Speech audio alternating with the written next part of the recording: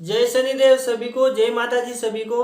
दोस्तों, आज मैं मंत्र जाप के प्रकार के बारे में बताने वाला हूँ इस वीडियो में। तो मंत्र जाप जो है वो 3 प्रकार से होते हैं। सभी लोग जानते ही है वैसे, लेकिन फिर भी मैं आपको डिटेल के साथ कुछ ऐसी जानकारी देने वाला हूँ जिसके माध्यम से आपको, अगर आप मंत्र जाप करते हैं, ध्यान करते हैं, मेडिटेशन करते हैं, कुंडलिनी शक्ति के लिए अगर प्रयास कर रहे हैं, तो आपको उसमें बहुत सारी सफलता का सफलता प्राप्त हो सकती है। कुछ उसके बारे में जान के, तो दोस्तों मंत्र जाप 3 प्रकार के होते हैं। एक वाचिक होता है, दूसरा उपांशु होता है और तीसरा जो होता है वो मानसिक जाप होता है। अब वाचिक जाप क्या होता है? जो बोल के, यानी कि जैसे कि मैं बोल रहा हूँ और आप सुन रहे हैं और जीभ होठ वगैरह सब हिल रहे हैं, तो वो जो होता है हमारा वो वाचिक जाप होता है। दूसरा, जब हम हृदय से जाप करते हैं, यानी कि हृदय से जब हमारी जीभ हिलती है, होठ भी हिलते हैं और जो हम जाप करते हैं वो बाजू वाले को सुना ही ना दे, जैसे कि यानी कि इस प्रकार से जब हम जाप करते हैं तो वो हमारा उपांशु जाप होता है। और तीसरे नंबर पे जो जाप आता है वो मानसिक जाप होता है। मानसिक जाप में आप सीधे बैठे हैं, ना आपके होठ हिलते हैं, ना आपकी जीभ हिलती है, सिर्फ आपके मन के अंदर में अंदर ही अंदर जो मंत्र जाप चलते रहते हैं, तो वो मानसिक जाप कहलाते हैं। दोस्तों, मंत्र जाप 3 प्रकार के होते हैं तो सभी को पता है, लेकिन सर्वश्रेष्ठ मंत्र जाप कौन सा है, यानी कि कौन से प्रकार के मंत्र जाप करने से आपको ज़्यादा बेनिफिट होता है, ज़्यादा फायदा होता है, जिसमें आपको अलग कहीं गुना ज़्यादा आपको एनर्जी प्राप्त हो सके, वो कौन सा है? तो दोस्तों, जो मानसिक जाप रहता है वो ही सबसे बेहतरीन जाप होता है। मानसिक जाप से ही सारे कार्य को किया जा सकता है। मानसिक जाप से ही एक आप अच्छी प्रकार से ध्यान लगा सकते हैं, मंत्र का जाप कर सकते हैं और उससे एक अच्छी ऊर्जा प्राप्त कर सकते हैं। मानसिक जाप करने से देखो, अपनी कुंडलिनी शक्ति एक्टिवेट हो जाती है, आपका दिव्य दृष्टि एक्टिवेट हो जाती है। मानसिक जाप करने से आपके मूलाधार चक्र में जो कुंडलिनी शक्ति है, जो कि आपके मूलाधार चक्र से स्वादिष्ठान, मणिपुर, अनाहत, हृदय चक्र, फिर आपके आज्ञा चक्र से होते हुए आपके सहस्त्रार चक्र से बाहर की ओर गिरने लगती है।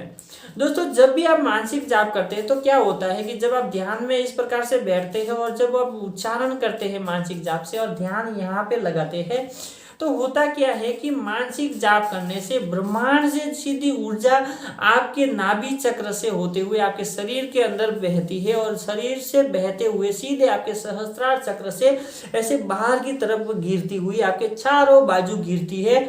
और जब वो चारों बाजू आपके शरीर के बाजू में गिरती है तो वो एक ओरा का रूप लेती है। और जब आप इसे कंटिन्यू करते रहते हैं तो यही जो आपका जो ओरा है वो मजबूत बनता रहता है, यानी कि स्ट्रांग बनता है। धीरे धीरे धीरे धीरे जो आपका ओरा है वो मजबूत बनता है।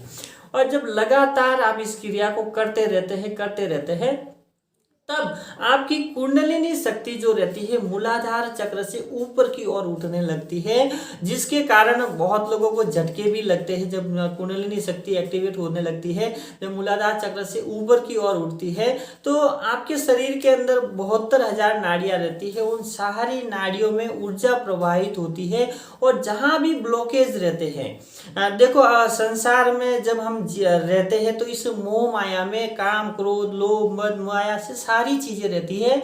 और जहाँ अच्छाई रहती है वह बुराई भी रहती है। तो होता क्या है, आप इसके अंदर की सारी जो मलिनता रहती है वो पूरे शरीर के अंदर समाई हुई रहती है। और जब आप मंत्रों के द्वारा इस मलिनता को क्लीन करते हैं, साफ करते हैं, श्वास के आवागमन से, ध्यान के माध्यम से जब आपकी नाड़ियों को शुद्ध करते हैं, और जब आपकी नाड़ियां शुद्ध होती है तो कहीं ना कहीं ब्लॉकेज होते हैं, यानी कि कहीं ना कहीं मलिनता होती है। वो मलिनता जब आपकी कुंडलिनी शक्ति वहां से गुजरती है और जब आप चौकअप हो जाता है, तो वो झटके के रूप में आपको वहां पे, क्योंकि ऊर्जा रहती है तो ऊर्जा जोर मारती है और ब्लॉकेज रहते हैं वो जल्दी से खुल जाते हैं। इसी प्रकार से बहुत लोगों को झटके लगते हैं। शरीर ऐसे आगे पीछे होने का भी बहुत लोगों को अनुभव होता है। तो शरीर आगे पीछे होने का अनुभव एक अलग प्रकार से होता है। वो इसके लिए होता है कि जब आप ध्यान लगाते हैं, देखो, कुंडलिनी शक्ति एक्टिवेट करने के लिए मंत्र का जाप करना ही जरूरी नहीं है। मतलब आप मंत्र जाप कर रहे हैं, जैसे कि बोलते हैं 24 आवर्स मंत्र जाप करते रहो, तो मंत्र जाप से आपके शरीर के अंदर एक प्रकार से ऊर्जा बढ़ जाती है, आप एक ऊर्जावान हो जाते हैं। लेकिन ऊर्जावान होने के बाद आपकी कुंडलिनी शक्ति को भी ऊपर उठाना पड़ता है, जिसके लिए आपको ध्यान लगाना बहुत जरूरी है। इसके लिए कहते हैं कि मंत्र का जाप, शुरुआत में मंत्र का जाप करें, उसके बाद 5 मिनट तक ध्यान लगाए और इस प्रक्रिया को धीरे धीरे बढ़ाते रहे। विलोम जो ये करते हैं, ऐसा श्वास का आदान प्रदान करते हैं, ये भी आप कर सकते हैं। इसके माध्यम से भी आप अपनी कुंडलिनी शक्ति को एक्टिवेट कर सकते हैं। तो जब हम जाप करते हैं तो जाप के माध्यम से और ध्यान के माध्यम से, दोनों जाप करते करते करते अपने ध्यान को यहाँ पे केंद्रित करना है, और केंद्रित करते करते अपनी ऊर्जा को ऐसे महसूस करना है जैसे कि मूलाधार चक्र से ऊपर की ओर बहती हुई आपको यहाँ पर दिखाई दे। तो ये जो प्रकाश है, यानी कि जो ऊर्जा का जो प्रकाश है, वो आपको यहाँ पे दिखाई देने लग जाएगा। शुरुआत में नहीं दिखेगा, लेकिन 15 दिन तक अगर आप लगातार अभ्यास करते हैं तो आपको पता चलेगा कि वास्तव में जो आपने मंत्र जाप किया है, उस मंत्र जाप की ऊर्जा, और जब आप ध्यान लगाते हैं उस ध्यान के माध्यम से आपकी कुंडलिनी शक्ति ऊपर की ओर उठने लगती है। और जब वो सहस्त्रार चक्र सबसे पहले आपके आज्ञा चक्र तक पहुंचती है, वहां पे दबाव बनता है, प्रेशर बनता है, और वहां की कुछ परतें हट जाती है, जिसके कारण लोगों को स्वप्न में दर्शन होने लगते हैं, स्वप्न आने लगते हैं, अजीब अजीब स्वप्न आने लगते हैं, कहीं कहीं तरह तरह के गुरुओं के दर्शन होते हैं, देवी देवताओं के दर्शन होने लगते हैं। तो इस प्रकार से किसी किसी को कलर्स दिखाई देते, किसी को कुछ दिखाई देता, हर किसी व्यक्ति को वो अलग अलग प्रकार से यानी कि दिखाई देता है। तो मानसिक जाप बहुत ही महत्व रखता है इस क्रिया में, और मानसिक जाप के साथ साथ ध्यान भी बहुत ही जरूरी है। और ध्यान और जाप, इन दोनों के माध्यम से ही अपने आप को यानी कि कुंडलिनी शक्ति को आप एक्टिवेट कर सकते हैं। और सहस्त्रार चक्र से होते हुए जब बाहर की ओर आपका ओरा बढ़ने लगेगा, तो आप ओरे के माध्यम से स्ट्रांग होते जाएंगे, और आपके अंदर देखेंगे कि कई प्रकार की जो स्फूर्तियाँ वो आ गई है। लोग आपसे यानी कि फुर्तीलापन आपके अंदर आ जाता है। काम, क्रोध, मोह, मद, माया, ये जितनी भी विकार होते हैं वो खत्म होने लगते हैं।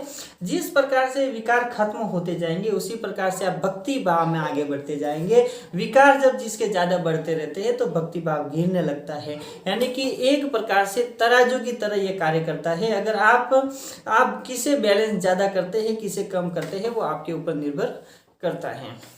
तो बस दोस्तों, आज के लिए इतना ही। वीडियो अच्छी लगी तो लाइक करें, शेयर करें अपने दोस्तों के साथ। अगर आप मेरे चैनल पर नए तो चैनल को सब्सक्राइब जरूर करें। जय शनिदेव दोस्तों।